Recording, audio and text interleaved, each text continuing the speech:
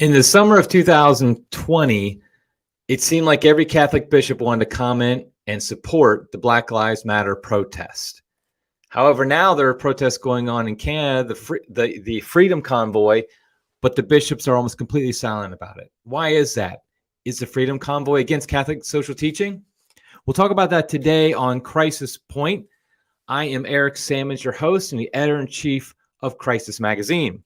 So first, I want to review what's going on with this Freedom Convoy, what it is, what's going on, what's the status right now.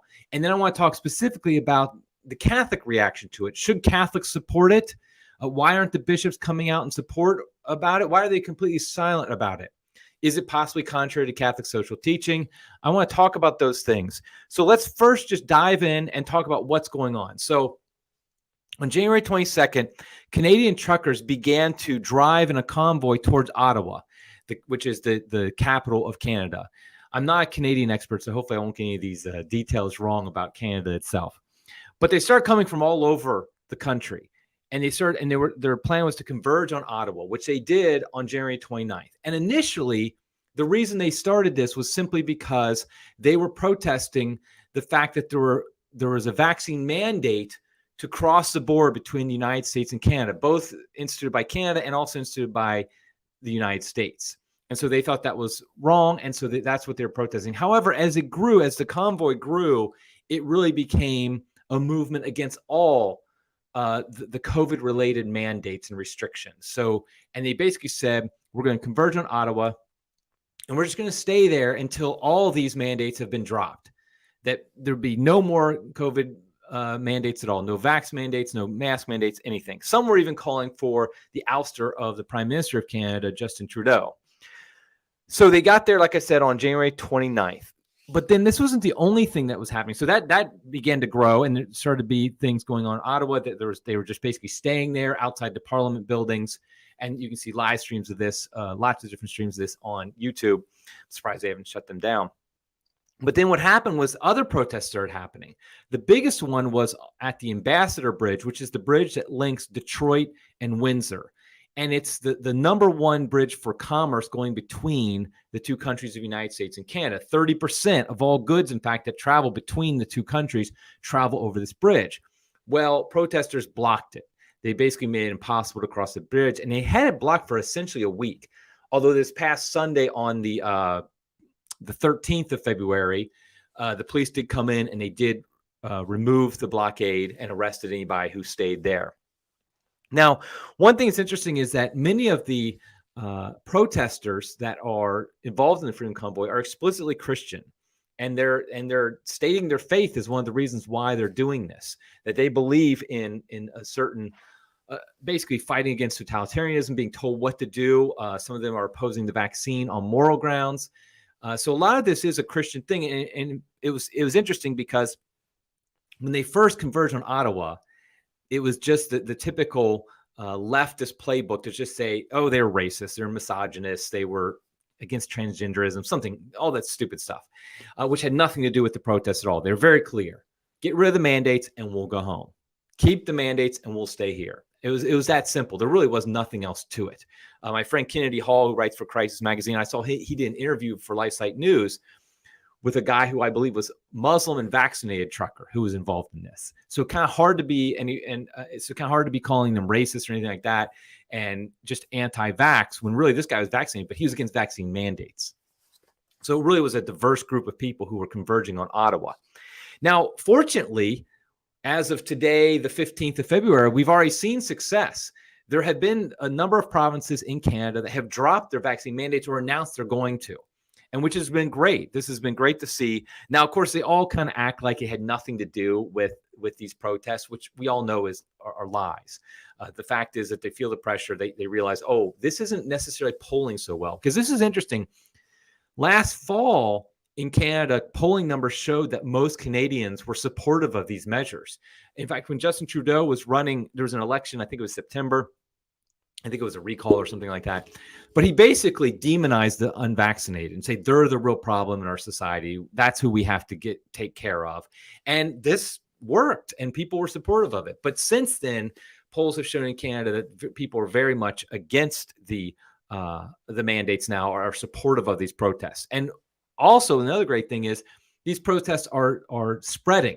They're going to other countries. France has had them. I think I saw New Zealand. Australia has had some things. There's a plan for a trucker convoy starting in early March in the United States, going from California all the way to Washington, D.C. So this idea is spreading because people are realizing this actually might work, because if one thing people need to realize is that our modern economy is very dependent upon truckers. Without truckers, we're all screwed. I think I saw where 80% of all of our goods that arrive in our stores come by truck. 80% of the things you get in your house came by truck. I mean, during COVID, during the lockdowns, I should say, people were getting all their stuff delivered to their house. Well, how did it get to your house? How does the groceries get to the grocery store? How does everything get to Walmart? How do these things arrive there? They arrive there by truck primarily. And so when the truckers start to say, no, we're not going to do this anymore, politicians have to listen, because the whole system shuts down without truckers. And so I think other countries are starting to realize this. Now, interestingly, just yesterday, Justin Trudeau announced that he was invoking the Emergency Act to crush the protests. I'm going to play a little bit of this video here of him announcing this. After discussing with Cabinet and caucus, after consultation with premiers from all provinces and territories. Okay, I just have to pause that for a second. How did this guy ever get elected? I'm sorry, but this guy, I mean, I just watch him and he's the most uninspiring person other than Joe Biden, I think, in the world. I mean, anyway, let's go. Territories. After speaking with opposition leaders, the federal government has invoked the Emergencies Act to supplement provincial and territorial capacity to address the blockades and occupations. Note he said the blockades and occupations. He obviously can't say protests, because protest is what Black Lives Matter does. That's what peaceful protests or things like that he can't say this is about protests. It's about blockades and occupation. Now, blockades, okay, I can understand. We'll talk about this in a little bit. The difference between a blockade and necessarily a protest. But occupation, basically, that's just the demonized word for a protest. They're outside of Parliament and they're not leaving. So he calls that an occupation. But no, they haven't actually gone in the buildings. So they're trying to make this a January 6th thing, but they haven't gone in any buildings. I want to be very clear. The scope of these measures will be time limited, geographically targeted, as well as reasonable and proportionate. Okay, let's be honest.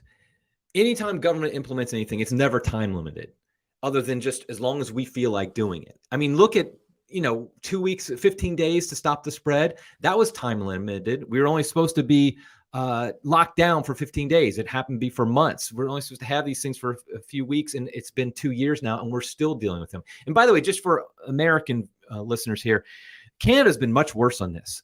Now, there's been states in America that have been terrible, like California, New York, and some others. But overall, Canada on the federal level has been terrible on this, much worse than the United States has been. But the idea that any of these new laws are time limited is, I think we all know that that's just a joke.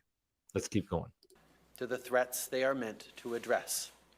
The Emergencies Act will be used to strengthen and support law enforcement agencies at all levels across the country. This is about keeping Canadians safe, protecting people's jobs, and restoring confidence in our institutions. Okay, our institutions have despised us for 2 years. They've hated us. They've shut us down. They've made us lose our jobs.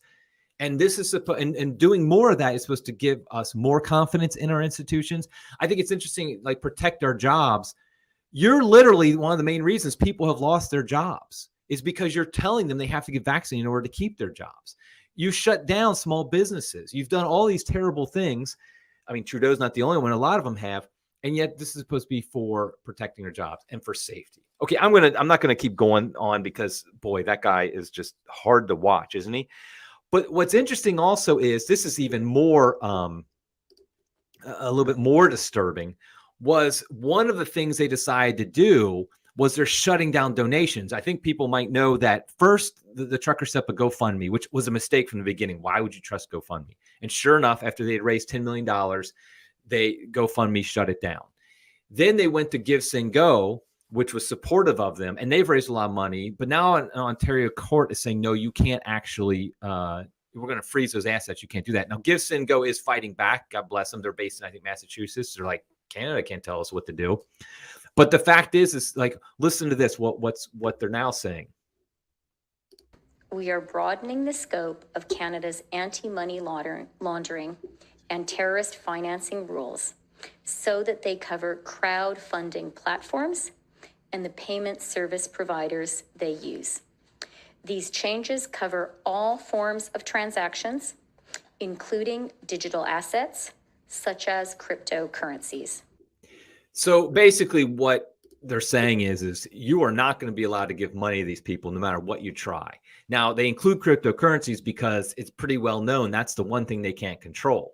So the fact is that you can still give Bitcoin to these truckers. I gave Bitcoin to these truckers just the other day. You can still donate Bitcoin to them, and they're going to get it. Now, they can do things to try to keep them from actually using that in different places. Like, for example, if you have Bitcoin and you go to a store, you can't, most stores won't accept Bitcoin. So you have to cash it in for Canadian dollars or whatever first. And that's going to be where your point of problem is going to be. That's, by the way, that's why we need alternative economy so people can spend Bitcoin, send Bitcoin, use Bitcoin or other cryptocurrencies all the time, and the government can't control it.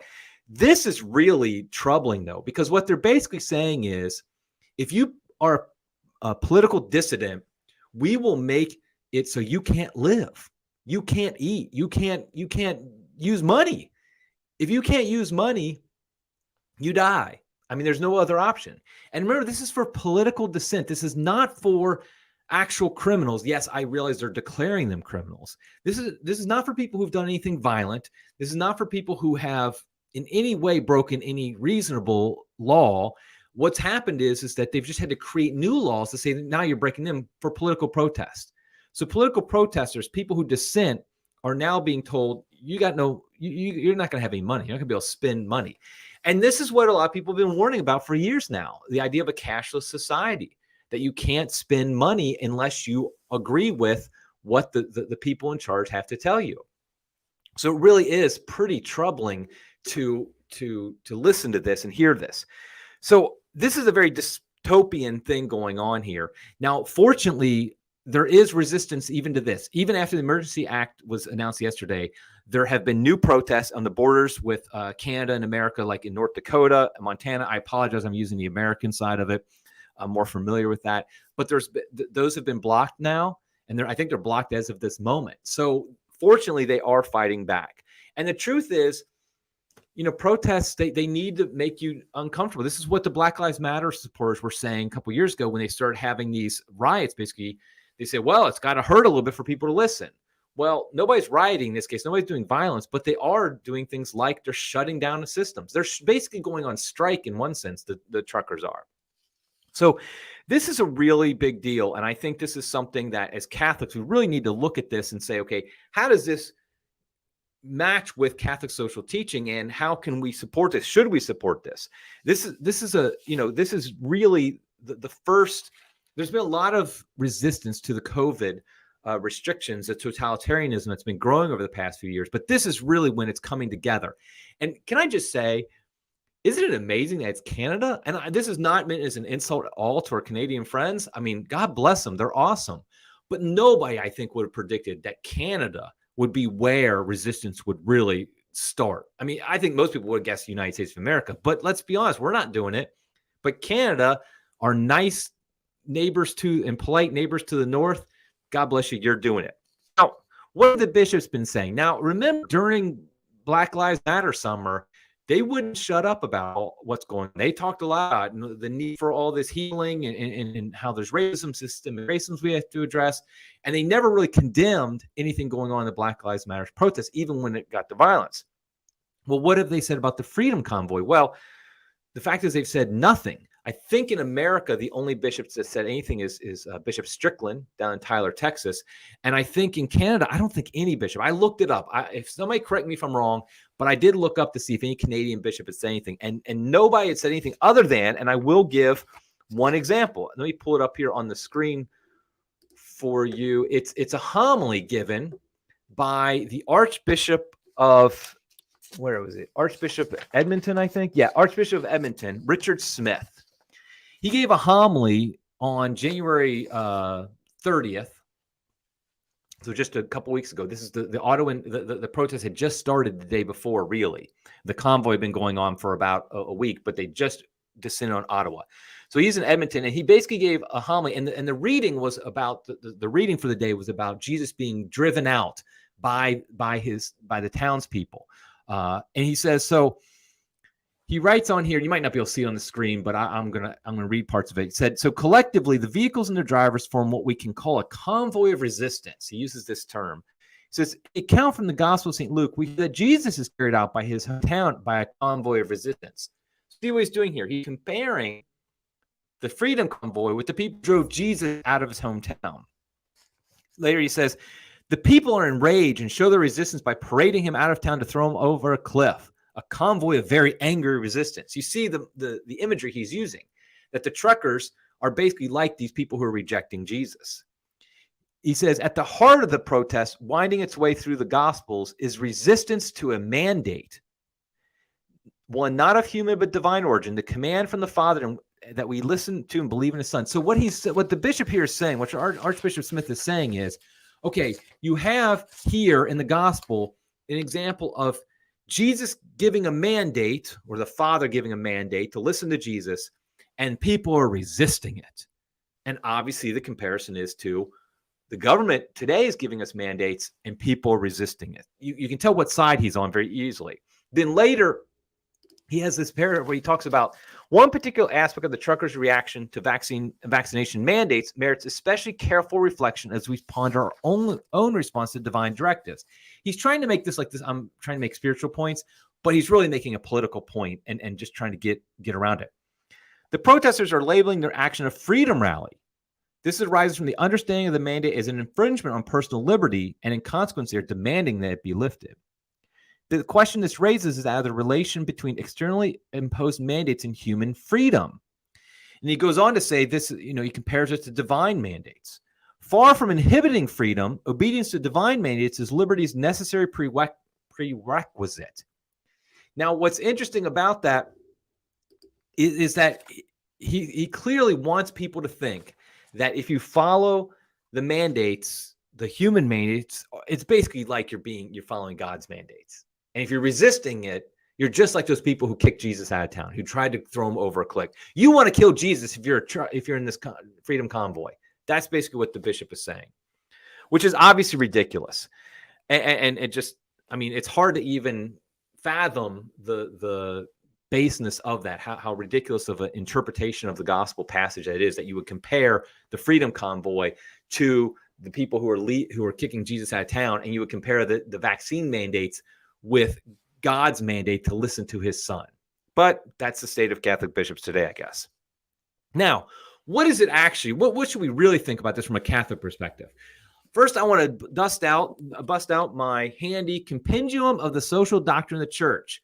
Now, note this in your calendars. This might be the only time I ever reference this. Frankly, there's a lot in here that just is not very good. Poor economics. There's obviously some things in here that are good, but it's not something I reference too often. But I'm going to reference it today because I think there's a couple things in there that really speak to what we're talking about here. And this is, remember, the bishops will be very much pushing the compendium of the social doctrine. So let's go ahead and look at it and see if they're following it. In paragraph 400 of the compendium, it says, recognizing that natural law is the basis for and places limits on positive law means admitting that it is legitimate to resist authority should it violate in a serious or repeated manner the essential principles of the natural law. And then he quotes St. Thomas on that. And essentially what it's saying is that Catholics do have a right to resist human authority because the positive laws of human authority, i.e. man-made laws, they could contradict the natural law. And if they do violate the natural law in a serious or repeated manner, people have the right to resist. And if that's exactly what the Freedom Convoy is basically saying, they're saying that the principles of the natural law are being violated because we are being denied our ability to support ourselves, our ability to support our families, our ability to eat, to drink, all these things, simply because we won't get a vaccine. An unnecessary vaccine, by the way, because we know, for example, that the vaccine does not stop the spread of COVID. I mean, Canada's like, I think 90% vaccinated, but they still get cases. Why? Because it doesn't. So it's a personal health decision, not a public policy decision. And so we see we can resist this. We are able to resist this because of the fact that it violates the natural law. I also want to point out paragraph 401, which I think people might be surprised by, but it says the church's social doctrine indicates the criteria for exercising the right to resistance. Armed resistance to oppression by political authority is not legitimate unless all the following conditions are met. So what's saying is the first paragraph 400 was just saying that you can resist. Obviously, resistance comes in a lot of different ways. You could have, like Gandhi, a peaceful, nonviolent resistance, or you can have an armed resistance like the American Revolution. So you can have different types of resistance. And the church is saying it is permissible to have armed resistance in some cases. Now, the conditions are, 1, there's certain grave and prolonged violation of fundamental rights. 2, all other means of redress have been exhausted. 3, such resistance will not provoke worse disorders. 4, there is well-founded hope of success. And 5, is it impossible reasonably to foresee any better solution? Now, I want to be clear about something. I don't think that we meet those criteria right now in our current situation, because I think number 2, all other means of redress have been exhausted, definitely has not. I don't think that's occurred yet, because this is the beginning of peaceful protests, beginning of this resistance, really. And so I definitely think that we haven't reached that point, or even close to that point, because of that, because of the fact that number 2, all other means of redress have been exhausted. But the fact is, that's what the Freedom Convoy is trying to do. It's trying to have this right to resistance, trying to resist now in a peaceful way, so it doesn't have to become an armed resistance later, that it can be done in a peaceful way.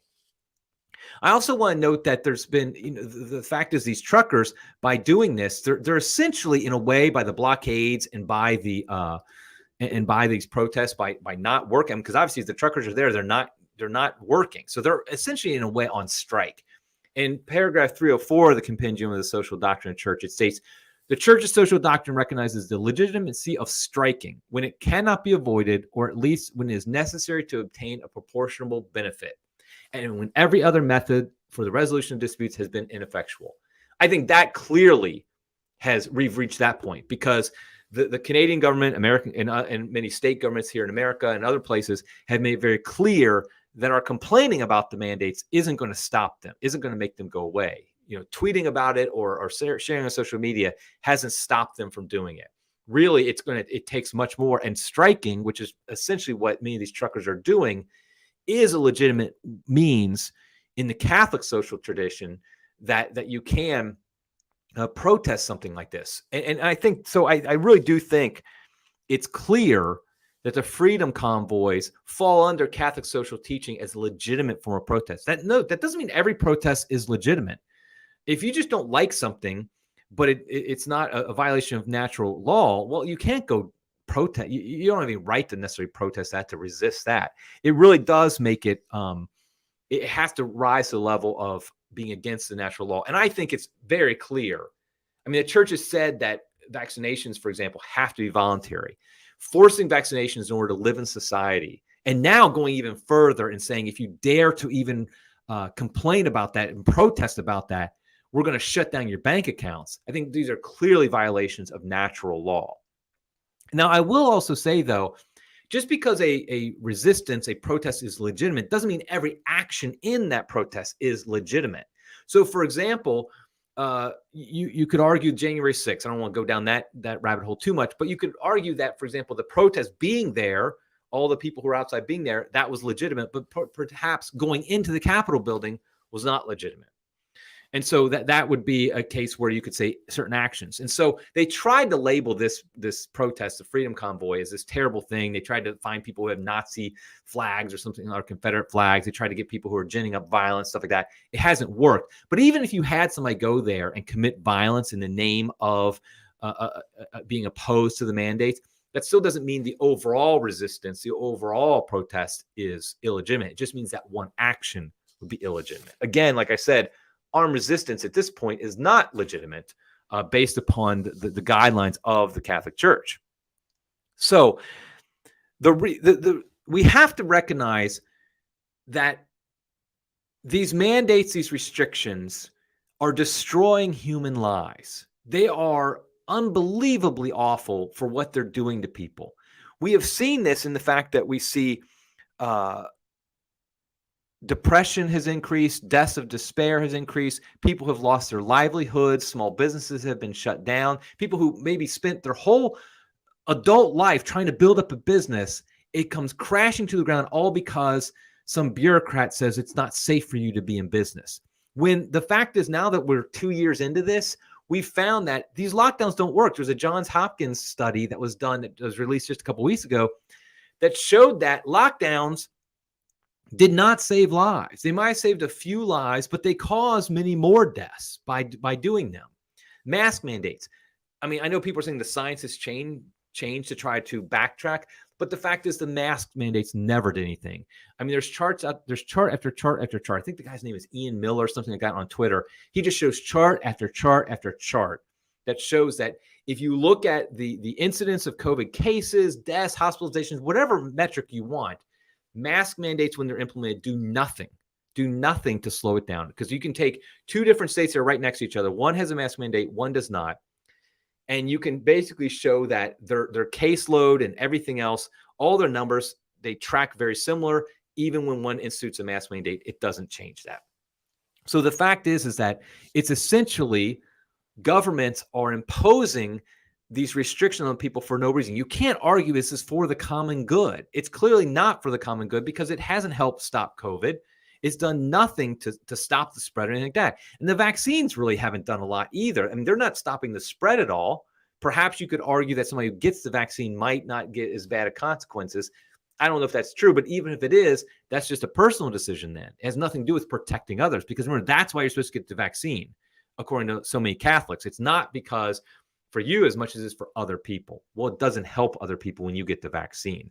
So we see here a clear violation of natural law.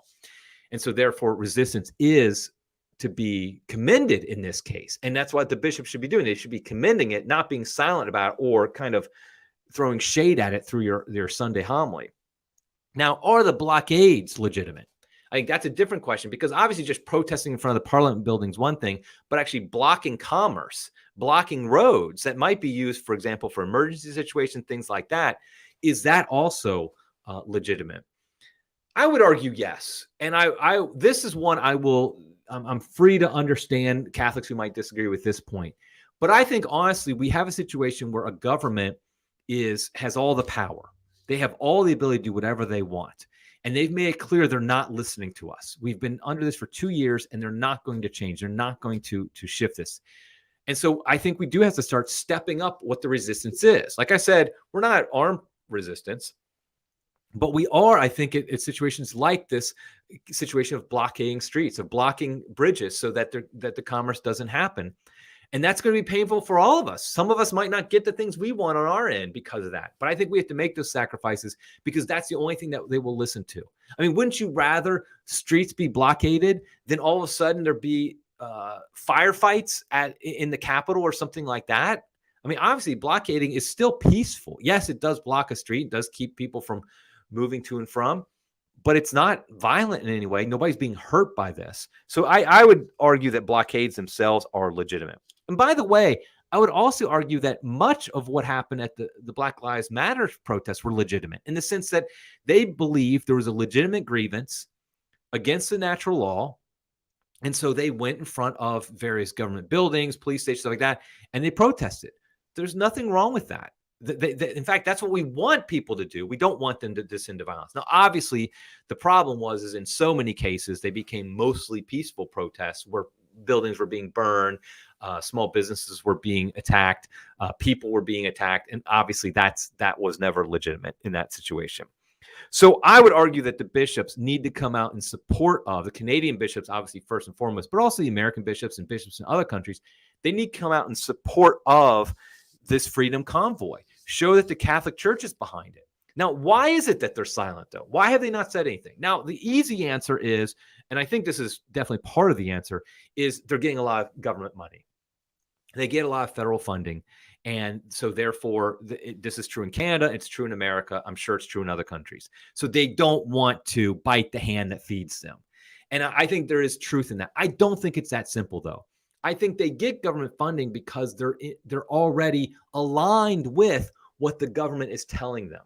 They're already supportive of the basic narrative. And that's where I think that's why I think they really are silent, is because they blindly accept the narrative.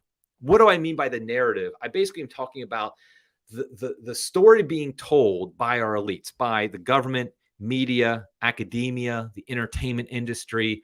What am I forgetting? Oh, big tech. Basically, these organizations have formed what I call the woke axis that basically pushes a narrative, and they make people only know the facts that they're going to give them, and they're only going to say things that push the narrative. So they may be true, they may be false. It doesn't matter. That's all misinformation is, by the way, is when you go against the narrative. It has nothing to do with actually whether or not it's true or false. It's whether or not it goes against the narrative. And I think our bishops have blindly followed the narrative. They believe, for example, that vaccines actually do help others. They believe that that these protesters probably are racist. They probably are misogynist or something stupid like that. They believe that these mandates are necessary in order for public safety. And so I think they just blindly support that. That's why they were in favor of the Black Lives Matter protests, because that went along with the narrative that the whole world is racist, and so we have to do something about it. And so I really do think that they've become like the religious arm of the woke axis. So if the woke axis is government, media, academia, big tech, entertainment, I would say also, unfortunately, many of the Catholic bishops are also part of that axis because they push the narrative as well in a religious sense. They're like the religious arm of it, because what they will do is they will take the language of the state and they will put it in religious terms. It's like what was happening with that homily from the Bishop of Edmonton, the Archbishop of Edmonton, where he basically was comparing the protesters to those who want to throw Jesus over the cliff. I mean, that's putting in religious language what Justin Trudeau is saying. He's basically just parroting what Trudeau tells him to say, but couching it in a religious aspect, which is basically throwing a guilt trip on Catholics. It's basically saying, well, if you don't support Trudeau, you're really going against Jesus. You want to throw Jesus off a cliff if you don't support what the government is telling you to do. And that's a guilt trip that is, I mean, it's horrific, because you hear a bishop tell you, you have to support this or else you're like people who reject Jesus.